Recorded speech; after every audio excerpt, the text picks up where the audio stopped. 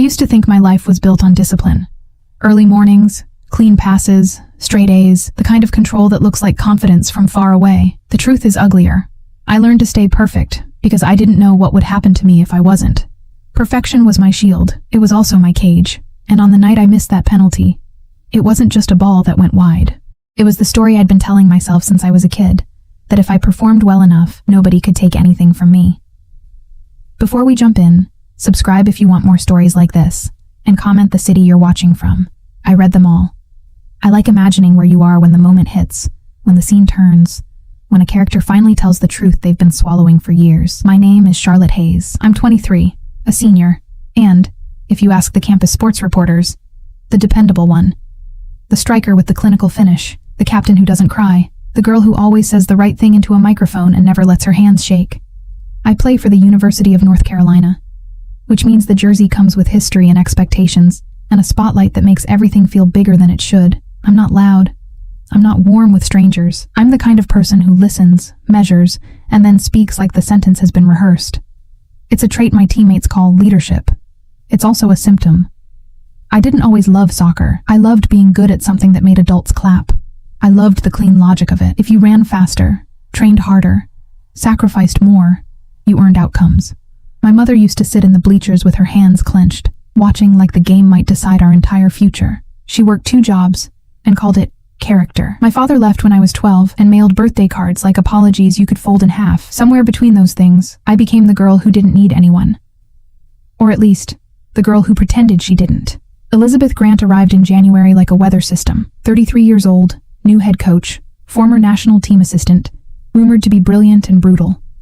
She didn't smile when she introduced herself. She didn't soften her words for anyone. Not boosters, not alumni, not the athletic director who hovered like he'd hired a storm and wasn't sure how to hold an umbrella. The first thing she said to us in the locker room was, "If you want to be comfortable, transfer." Her voice was low, controlled, and almost unnervingly calm. Her eyes traveled over the team like she was assessing structure, not people. The team's first reaction was defensive humor. Someone whispered that she looked like she'd never laughed in her life. Someone else said she was hot in a dangerous way, like a warning sign you ignored because you didn't believe consequences applied to you. I didn't say anything. I watched. Elizabeth wore her hair pulled back. Not messy, purposeful. No jewelry. No softness. She moved like she was always on time and always dissatisfied with time itself. When she spoke to me, she didn't call me captain the way the last coach had. She called me Hayes, like my identity was something on a clipboard. She studied my game the way surgeons study scans. "You wait for permission," she told me after the first scrimmage, stepping close enough that I could smell mint and something clean, like soap. "You want approval before you strike." I felt my shoulders lock. "I score," I said, because that's what I did when threatened. I defended with facts. She didn't blink. "You score when the script holds," she replied. "What happens when the script breaks?" Her gaze pinned mine for one beat too long, and something in me reacted. Not warmth, not attraction, not yet. Something sharper. Awareness. Like my body had understood the question before my pride could answer it. By March we were winning again, but the air around the program had changed. Under Elizabeth, practices felt like auditions. Every drill was timed. Every decision was analyzed. Mistakes weren't punished with yelling. They were punished with silence, with that calm look that made you feel like you'd disappointed a god who didn't believe in excuses. And she watched me more than anyone. Not in a way that flattered me, in a way that made me feel exposed. If I laughed too much with my teammates, she corrected my positioning. If I asked for a substitution with a tight hamstring, she asked if pain was new to me. I started staying later, taking extra shots, running sprints alone under the stadium lights like I could outrun the feeling that she was right.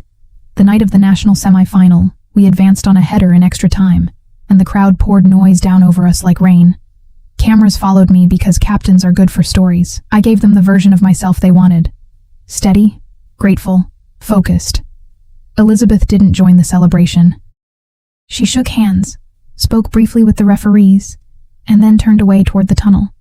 When I caught up to her, adrenaline still buzzing in my veins, I said, "We did it."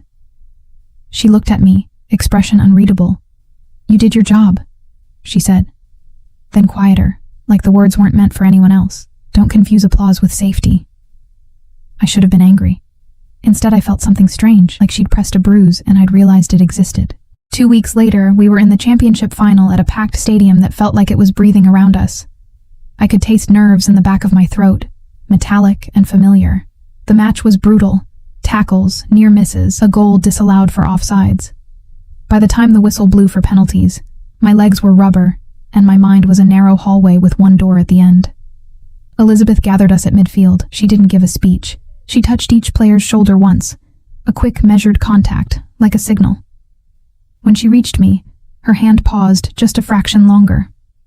"Choose," she said, so softly I almost didn't hear it. Not the safe choice, the true one. Her eyes held mine, and my chest tightened like I'd swallowed a promise. I walked to the spot as the stadium blurred at the edges, the world narrowing to ball, grass, goal. I had taken penalties my entire life. I knew exactly where I liked to place them. I knew the keeper's tendencies from film. I inhaled.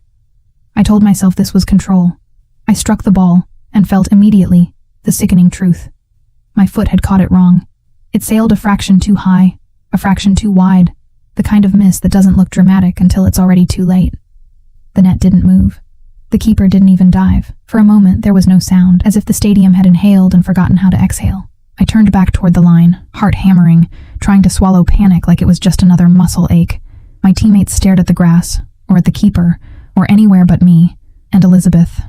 Elizabeth lifted one hand and pointed toward the bench, calm, unshaking. A decision made without ceremony. Benched. In the middle of the biggest game of my life. My body went cold with humiliation, then hot with something else. Rage, fear, disbelief. As I jogged off the field, past the cameras and the roar that had turned sharp, I met her eyes. She didn't look angry. She looked resolved, like she'd been waiting for the script to break. So she could see what I'd do when it did. I don't remember sitting down. I remember the bench being harder than it should have been, and the stadium lights feeling too bright, like they were punishing me personally. The assistant coach leaned in, murmured something about staying ready, but the words slid off me. I wasn't ready. I wasn't anything. I watched the rest of the shootout through a haze of noise and disbelief.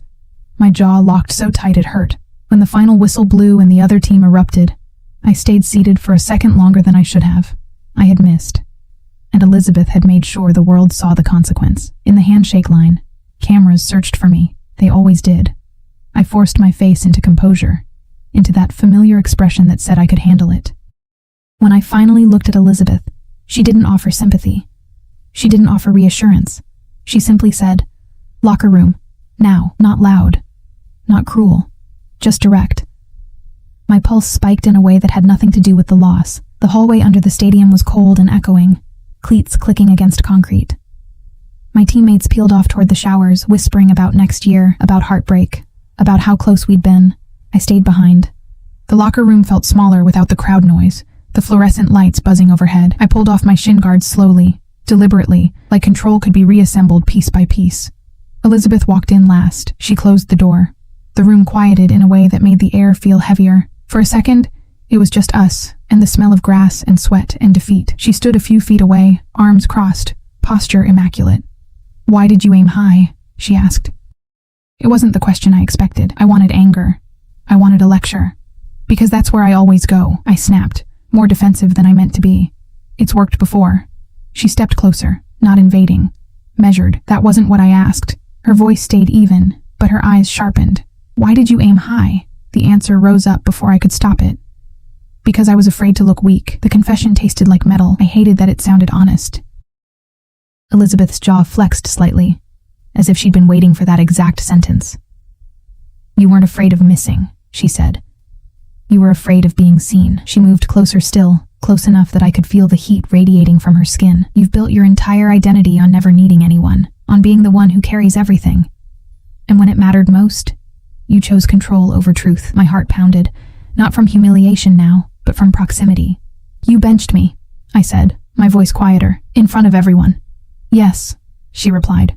No apology, no flinch. "Because you don't learn in applause." Something in me snapped and softened at the same time. I wanted to push her away. I wanted to ask why she cared so much. Instead, I stood there, breathing too fast, feeling like the floor had shifted under my certainty. She reached out then, slow, deliberate, and took the captain's armband from where it lay beside me. Her fingers brushed my wrist in the process. The contact was brief, but electric. "You don't lose this because you miss," she said. "You lose it if you keep hiding." Her hand lingered for half a second longer than necessary. My body reacted before my mind did. An awareness, a pull, something that felt dangerously close to wanting. I hated that I wanted her to say more. I hated that I wanted her to touch me again. "You think I hide?" I asked. "I know you do," she said. Her voice lowered, not softer, more private. "You've been performing for me since January." The accusation hit too close. I swallowed. "You watch me like you're waiting for me to fail." Her lips pressed together. "I watch you because you're capable of more than safe." The room felt smaller, like the air had thinned. And benching me was supposed to help? It was supposed to break the script. Her gaze didn't waver. "I need a player who chooses the shot because she believes in it, not because she's terrified of what missing might reveal." The word terrified lodged somewhere in my chest. She wasn't yelling. She wasn't cruel. She was dismantling me with precision. I stood, closing the space between us without fully deciding to. "You think you know me. I think I see you," she corrected. The silence that followed wasn't empty. It was charged. My pulse thrummed in my ears. Her breathing was steady, but not unaffected. I noticed it then. The faintest tension in her shoulders. The control she wore like armor. She was composed, but she wasn't untouched. "You humiliated me," I said. "Softer now. I challenged you," she replied. "There's a difference." We stood there, inches apart. My hand curled into a fist at my side just to ground myself. I should have walked away. I should have showered, called my mom, posted something diplomatic about resilience and next season. Instead, I stayed. "Why does it matter so much to you?" I asked. Her eyes flickered. Not weakness, not quite. Something guarded. "Because I don't tolerate wasted potential." That's not what I meant. For the first time since January, Elizabeth hesitated, just a beat. "You're not just another player, Charlotte." The way she said my name, fully, not Hayes, made my breath hitch. "And you're not just another coach," I answered before I could stop myself. The air shifted. The rules shifted. We both felt it. Her hand lifted, as if she were about to adjust my collar or fix something professional. Instead, her fingers hovered near my jaw, then stopped. "Control. Always control. This," she said quietly, "is exactly why boundaries exist." My throat went dry. Because it's wrong? Because it's dangerous. The word hung between us. I didn't step back. Neither did she. For a second that felt suspended outside time. The world narrowed to the space between our mouths. Her eyes dropped briefly to my lips. Mine followed instinctively. She inhaled. Then she stepped back. "Go shower," she said, voice steady again. "We'll talk tomorrow." The spell fractured, but not completely. I stood there, pulse racing, knowing something irreversible had started. I hadn't just missed a penalty. I had crossed a line, and so had she. I didn't sleep that night. I replayed the penalty first, the strike, the arc, the silence, but eventually it wasn't the miss that kept me awake. It was the moment in the locker room when Elizabeth said my name like it belonged to her mouth, the way her hand hovered near my jaw and didn't quite touch, the way she stepped back, not because she wanted to, but because she had to. I'd spent years mastering control. Now I understood how fragile it was. By morning, the headlines were already up. Star striker misses decisive shot. Coach makes bold call in final minutes. Comment sections filled with analysis, speculation, armchair psychology. Some defended me. Some said Elizabeth had been right to bench me. A few suggested tension between us, the kind sports journalists like to invent when they sense a story beyond the scoreboard. I closed my laptop and stared at my reflection in the dark screen. I didn't look broken. I looked exposed. Practice resumed 2 days later. No speeches about resilience, no group therapy disguised as drills. Elizabeth ran us through conditioning like we were already preparing for next season. She didn't treat me gently. She didn't treat me harshly either. She treated me the same as everyone else, which somehow felt more unsettling than either extreme. When she blew the whistle and called for scrimmage, I jogged into position. My teammates glanced at me differently now. Not pity, something sharper, curiosity. They wanted to know if I would fracture or fight. I wanted to know too. The first ball that came to me, I didn't hesitate. I didn't calculate. I didn't look for approval. I drove forward, cut inside, and took the shot without waiting for the perfect angle. It ricocheted off the crossbar and back into play. Not flawless, not safe. Elizabeth didn't clap, but she nodded once. After practice, as the others filed out toward the showers, she called, "Charlotte, stay." My pulse betrayed me immediately. I told myself it was about drills, positioning, leadership responsibilities. It wasn't. The field was quiet under the late afternoon sun, shadows stretching long across the turf. She stood with her hands clasped behind her back, posture straight as always. "You chose faster today," she said. "I didn't overthink." "Good." She paused. "How did it feel?" "Terrifying." Her lips almost curved. Almost. "That's usually where growth starts." I crossed my arms, trying to anchor myself. "Why didn't you apologize? For what?" "For benching me." She held my gaze steadily. "Would you rather I'd protected your ego?" The question landed harder than I expected. "No," I admitted. She stepped closer, not invading, just within reach. "I don't protect players from consequences. I prepare them for reality." "And what are you preparing me for?" I asked. Her eyes softened, not weak, but something more human than I'd seen before. "For the kind of pressure that doesn't come with applause." The air between us tightened again, familiar and dangerous. I felt it like a current running under my skin. "You said boundaries exist for a reason," I said quietly. "They do. And yet you keep asking me to stay after practice." A flicker of something crossed her face. Recognition, maybe. "You're my captain. That's not what this is." Her jaw set, but she didn't deny it. Silence stretched, the kind that hums instead of empties. "Charlotte," she said finally, my name deliberate. "This ends badly if we're careless." "So we're not going to be careless," I replied before I could filter myself. That earned me a look, sharp, assessing. "You think intensity is something you can control? Isn't that what you've been teaching me?" For the first time, she looked almost amused, dangerous and amused. She stepped even closer now. I could feel her presence fully, heat and restraint wrapped in composure. My heart pounded, but I didn't retreat. "You want to test this?" she asked quietly. I swallowed. "I want to understand it." Her hand lifted again, this time not stopping midway. Her fingers brushed my jaw, just barely, thumb grazing the line of my cheek. The contact was gentle, almost clinical, but my body reacted like she'd set a match to dry grass. I inhaled sharply. She noticed. Her hand lingered a fraction too long. Then she dropped it.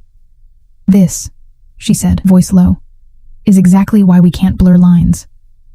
"And if they're already blurred?" Her breath hitched. Not loudly, but enough. "Then we redraw them," she said. I should have nodded, should have agreed, should have walked away and left this in the category of almosts. Instead, I stepped forward. Not enough to touch. Just enough that space became theory instead of fact. "You're not immune to this," I said softly. Her eyes darkened, not with anger, with acknowledgement. "Go home," she said, but her voice had lost some of its iron. "Look at me and tell me you don't feel it," I challenged. Silence. Her control cracked, not visibly, not dramatically, but I saw it, in the way her breath deepened, in the way her fingers flexed at her sides. "I feel it," she admitted. The words landed between us like something irreversible. Neither of us moved for a full heartbeat. Then she stepped back again, restoring the distance physically, if not emotionally. "And that's exactly why this is dangerous," she said. I left the field knowing two things at once. I had never felt more alive, and I had never stood closer to destroying everything I'd built. The days after the final didn't soften anything. They sharpened it. Elizabeth didn't treat me differently, which somehow felt more intimate than if she had. At practice, she corrected my positioning with the same measured tone. During drills, she watched without expression, but there was something under it now, an awareness that hadn't existed before the locker room, a tension that wasn't about performance anymore. She started keeping me after practice again. Not alone at first. Film review sessions, tactical breakdowns. "If you're going to take the decisive shot," she told me one afternoon, pausing the screen on my freeze-framed hesitation, "you need to decide before your foot moves." "Decide what?" I asked. "Who you are when it matters." The room was quiet except for the hum of the projector. I felt exposed in a way that wasn't humiliating, just precise. Later that week, the extra sessions became physical again. Sprints, ball control, one-on-one drills.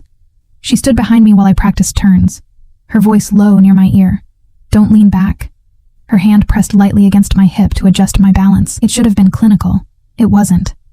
The contact lingered a fraction longer than necessary. Not inappropriate. Not undeniable. Just long enough that my pulse reacted. I turned slightly to look at her. She didn't move her hand immediately. Her jaw was set, eyes focused, but her breathing wasn't entirely steady. Again, she said. We repeated the drill until the sun dipped low and the stadium lights flickered on. My muscles burned. My thoughts were louder than they should have been. When we finally stopped, I bent forward, hands on my knees.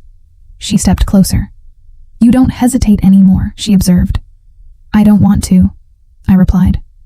Why? Because of you. I didn't say that. Because I'm tired of playing safe, I answered instead. She studied me, as if measuring whether that was true. You don't trust yourself yet, she said quietly. And you do? I challenged. She didn't respond immediately. Instead, she reached up and brushed damp hair away from my forehead. The gesture was so natural it almost didn't register, until it did. Her fingers skimmed my temple. We both froze. The field was empty. The air cool. My breath caught in my throat. That wasn't necessary, I said softly. No, she agreed, but she didn't step back. Her hand hovered near my face for a second before lowering. The distance between us narrowed again. Not through movement, but through gravity. Charlotte, she said. My name slower this time, less formal. You keep saying my name like that, I whispered. Like what? Like it belongs to you. Something shifted in her eyes, not possession, not dominance, recognition. You're my responsibility, she said carefully. That's not what this is. Silence. She could have denied it. She didn't. Instead, she took one step back, not far enough to undo the tension, just enough to remind us both of where we were standing. If this crosses a line, she said, voice steady again. It affects more than us. I know. You're 23. And you're 33, I replied, not ancient. Her lips twitched despite herself. It was the first real, almost smile I'd seen from her, and it did something to me that no goal ever had. You're testing me, she said. Maybe. She stepped closer again, slow this time, intentional. The movement wasn't impulsive, it was chosen. Her fingers brushed my wrist, light, deliberate. Be very sure, she murmured, that you understand what you're asking for. I didn't pull away. I do. Her thumb traced just barely over the inside of my wrist. My pulse jumped under her touch. She felt it. Her eyes darkened. You're not afraid, she said. I am. Of what? Of walking away from this. The confession settled between us like something fragile. Her hand moved from my wrist to my jaw again, this time without hesitation. Not forceful. Not rushed. Just steady. Her thumb grazed my cheekbone. My breath left me slowly. Elizabeth, I said. It was the first time I'd used her name without coach. She reacted to that. Her control slipped, not dramatically, but enough that I saw it. Her forehead almost touched mine, almost. And then, footsteps echoed from the tunnel. We stepped apart immediately. The spell didn't shatter. It crystallized. She turned away first, posture restored. Practice tomorrow at 7, she said, voice back to command. But when she walked toward the tunnel, her fingers brushed mine once more. Quick, hidden, intentional. And that single touch felt more dangerous than the missed penalty ever had. I told myself I could handle tension. I couldn't. The next few days felt like walking a wire strung between two buildings. One labeled career, the other labeled want. Elizabeth stayed composed in public, professional, precise. In front of the team, she barely looked at me longer than necessary. If anyone had been watching carefully, they would have seen nothing. But I felt everything. Every time her voice cut through drills. Every time she called Charlotte instead of Hayes. Every time her shoulder brushed mine as we passed. It wasn't dramatic. It was controlled. That made it worse. 3 nights later, rain rolled over Chapel Hill in a slow, steady curtain. Practice had ended early because of lightning warnings, but she texted me, just once. Field, 9 p.m. If you're serious. No emoji. No explanation. I stared at the message for a full minute before typing back, I am.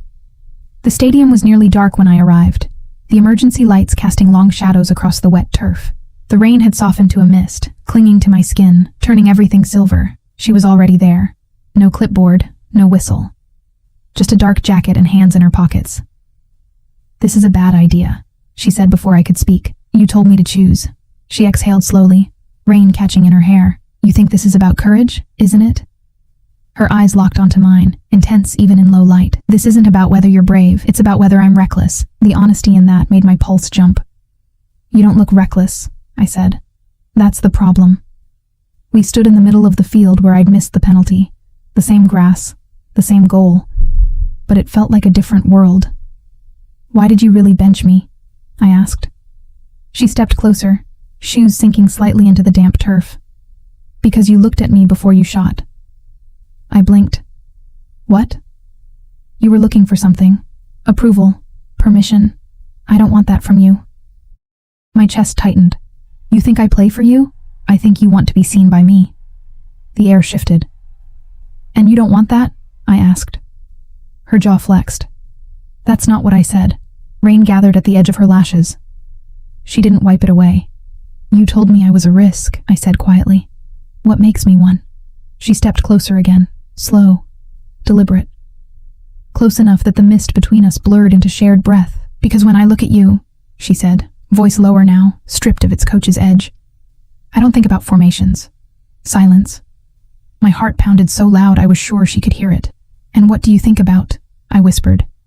Her hand lifted, not hesitant this time, and brushed wet hair from my cheek. Her fingers lingered there, warm despite the rain. "You don't want that answer," she murmured. "Try me." The distance disappeared without either of us fully deciding to erase it. Her forehead touched mine, light, careful. It wasn't impulsive. It was chosen.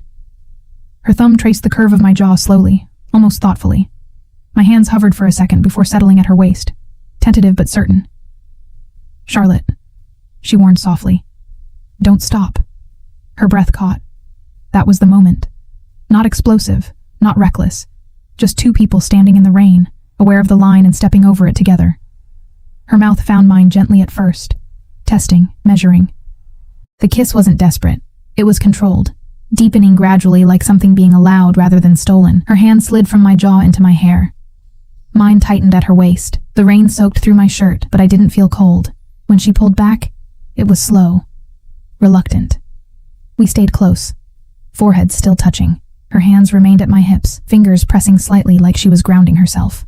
"We can't be careless," she said again. But the words lacked conviction now.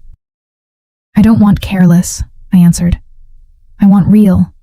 Her eyes searched mine, looking for doubt. She didn't find it.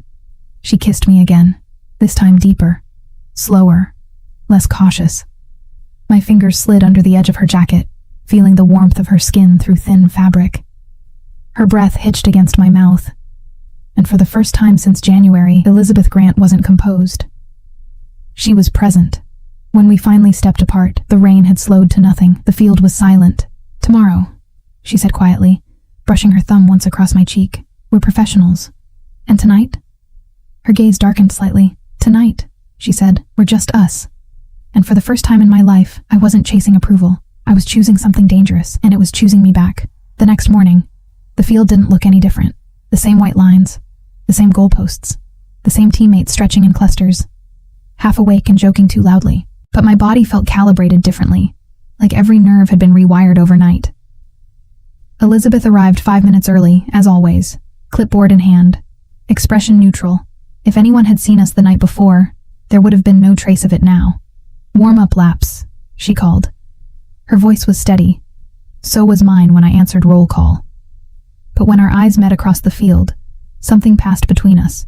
Controlled, hidden, undeniable. We didn't touch. We didn't linger. We didn't slip. That almost made it worse. Practice was sharp, aggressive.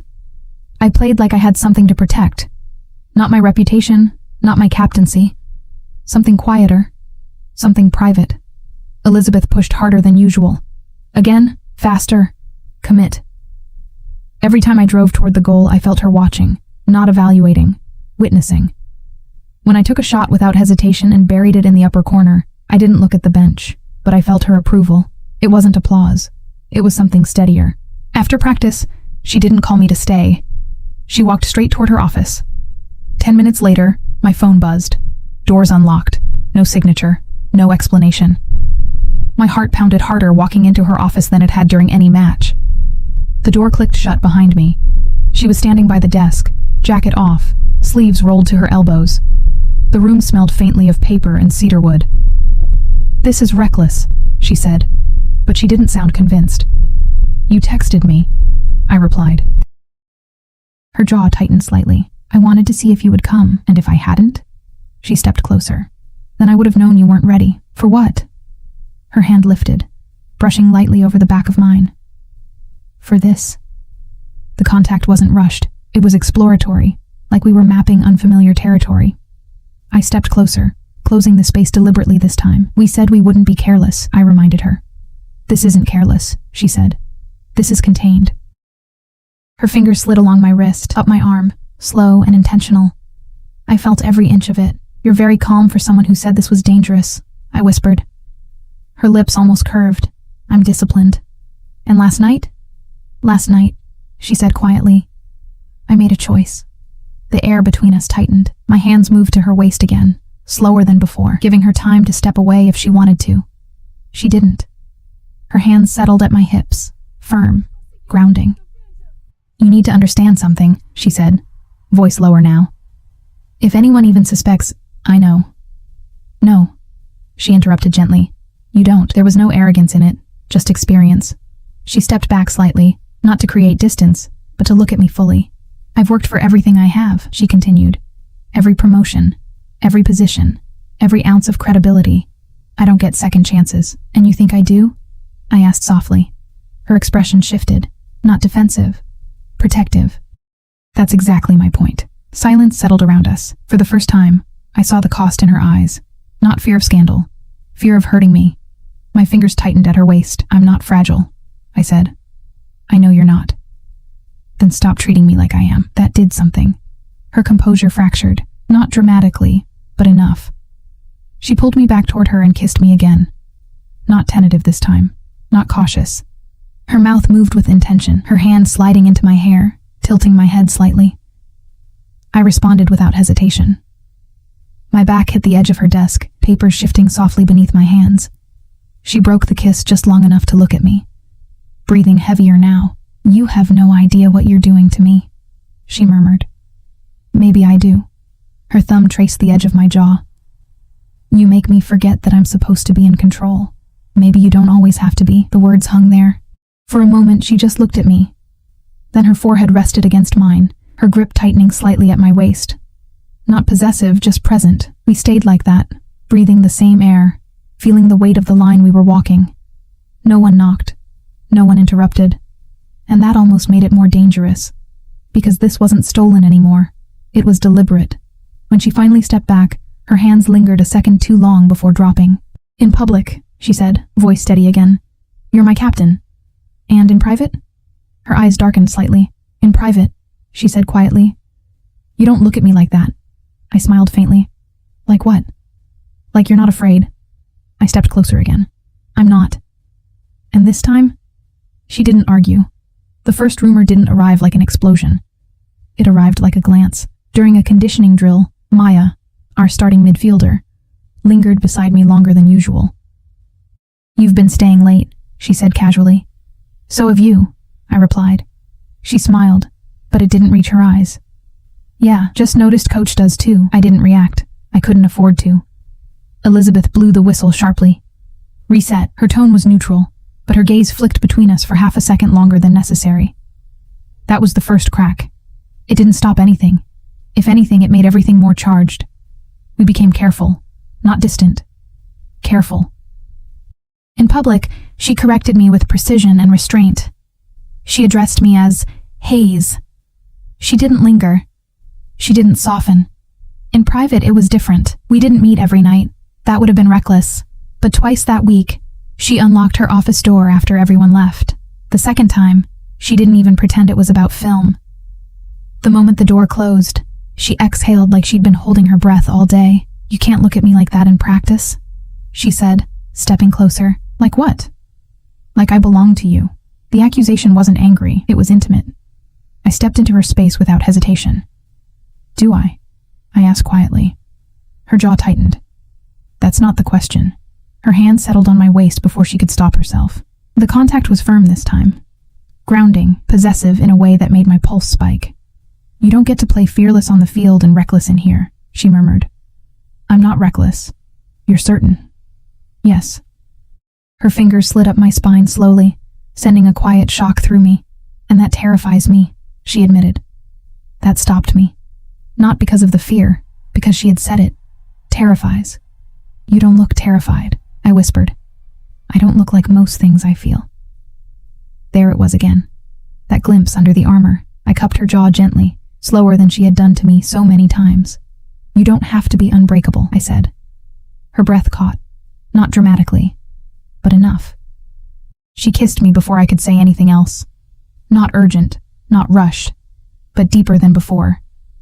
My hand slid under her blouse, feeling the warmth of her skin against my palms. Her fingers tightened in my hair, tilting my head slightly. For a second, the world outside that office didn't exist.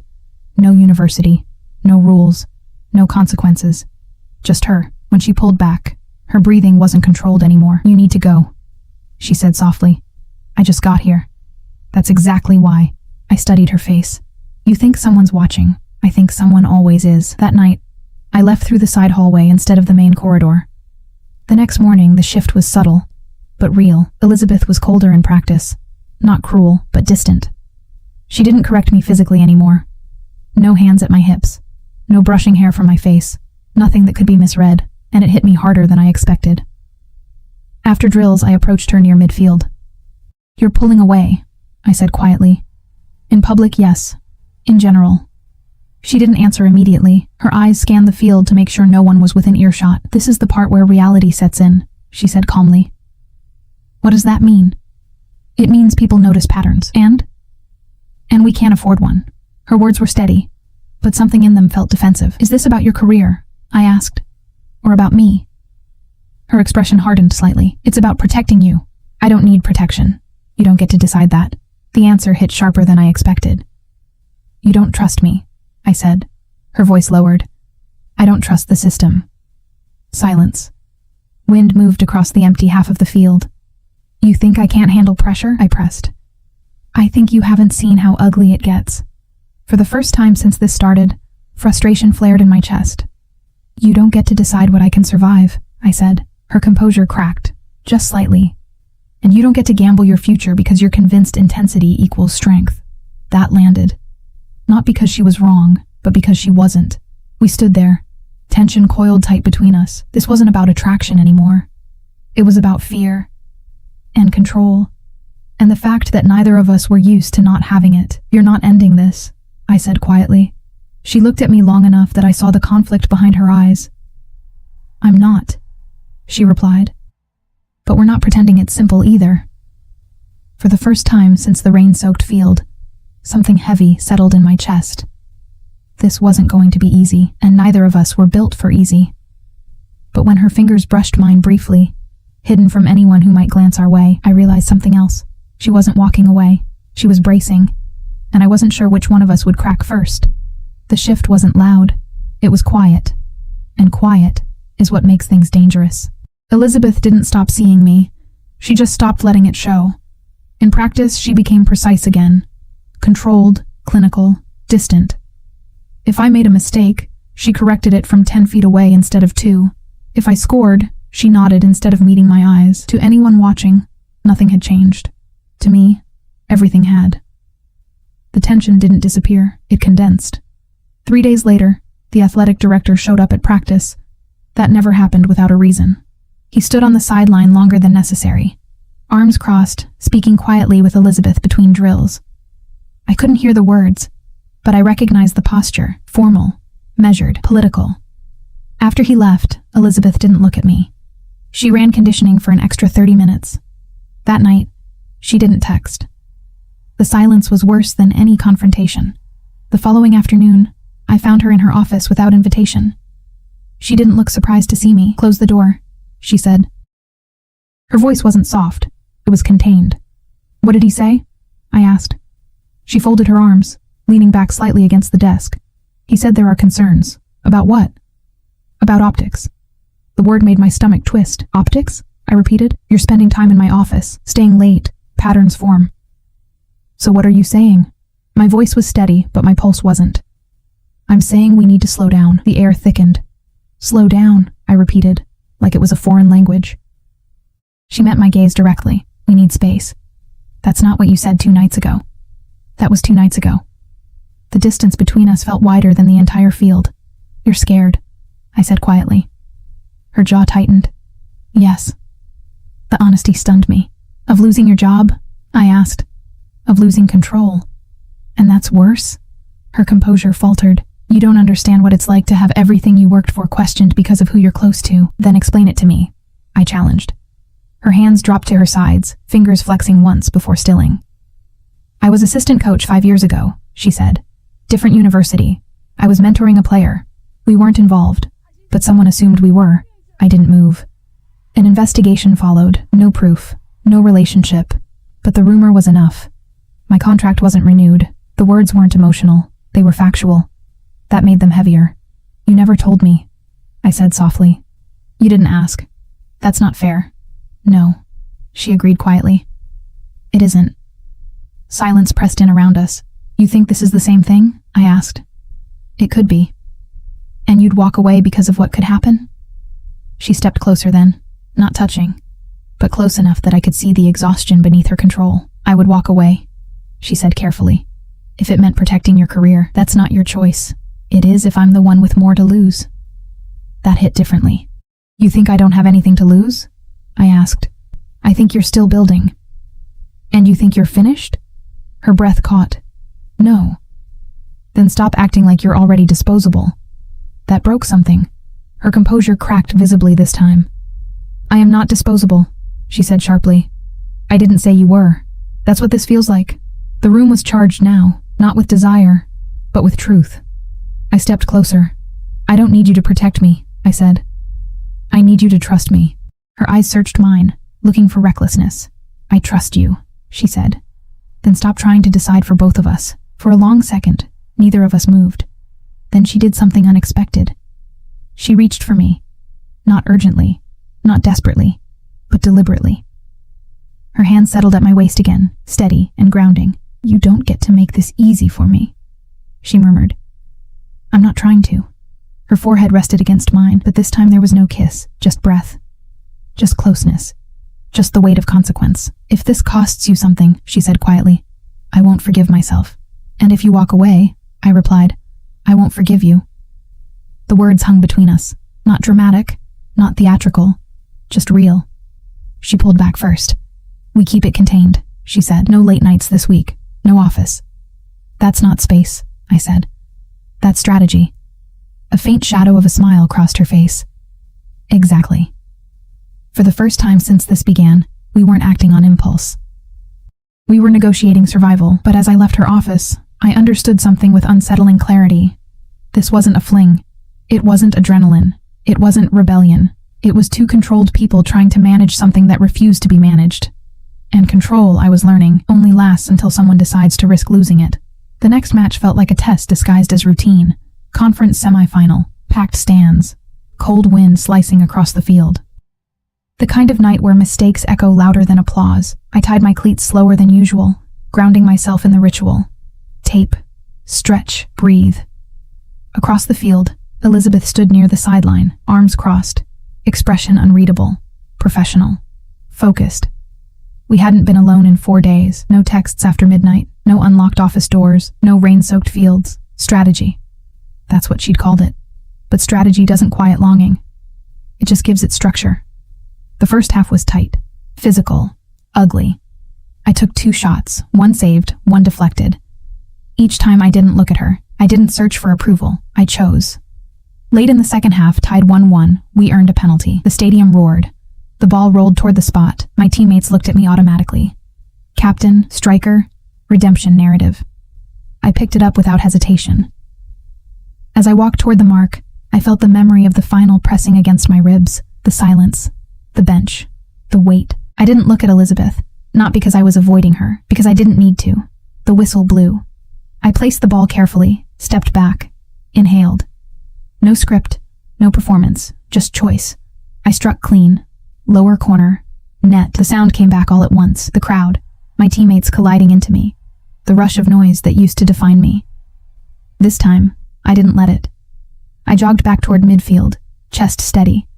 From the corner of my eye, I saw her. She wasn't smiling widely. She wasn't applauding dramatically. She was watching me, and she nodded once. Not approval, recognition. After the match, interviews lined the sideline, microphones, cameras, leading questions about mental resilience and pressure. I answered calmly, carefully. No one redeems themselves with one kick, I said. You just choose again. I felt her watching from behind the lens of professionalism. Later, in the tunnel, as the team dispersed, she stopped me with a quiet, "Charlotte." No audience, no performance. You didn't look at me, she said. I didn't need to. A flicker of something crossed her face. You chose. Yes. Silence stretched between us, then she stepped closer, not touching, but near enough to feel. You don't play for my approval anymore, she said. No. Good. The word carried weight, not distance, not coldness, pride. You're not afraid, she added. I am, I admitted. I'm just not letting it decide for me. Her eyes softened in a way she rarely allowed. You're not the same player you were in that final. I know. And that's because of you, she asked quietly. I shook my head. No, I said. It's because I stopped trying to impress you. That landed harder than any accusation could have. Her breath shifted. I never wanted you to impress me. I know. We stood there in the half-lit tunnel, the noise of celebration fading behind us. What happens when the season ends? I asked. It wasn't hypothetical. Graduation loomed, draft conversations, futures shifting. Her jaw tightened slightly, not in resistance, but in calculation.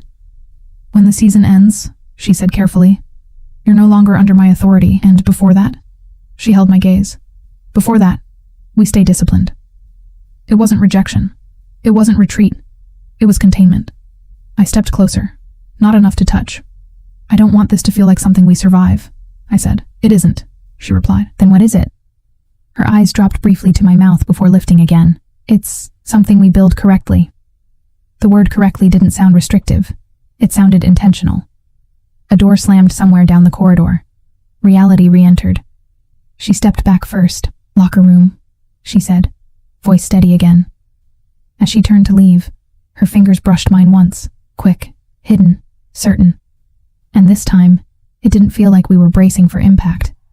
It felt like we were choosing patience. For the first time since I'd missed that penalty, I wasn't chasing redemption. I wasn't chasing approval. I wasn't chasing her. I was walking beside her. And that felt stronger than any goal I'd ever scored. The season didn't end with fireworks.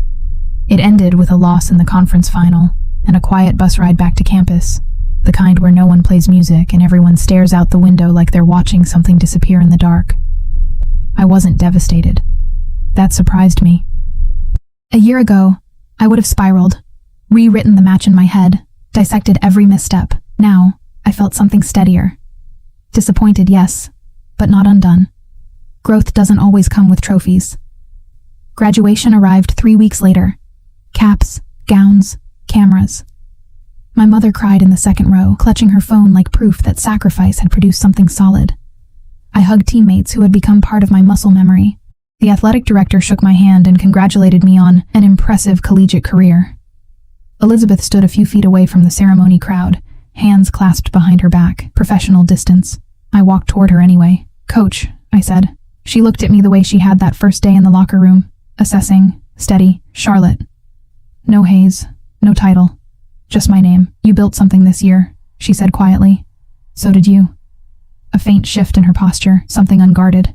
You don't need me to tell you who you are anymore, she added. I smiled slightly. No. That was the difference. I didn't need her approval. I wanted her presence. The draft calls had already started. Lower division at first. A few overseas options. Nothing guaranteed. Everything possible. That night, after the campus quieted and the celebrations dissolved, I found her on the field.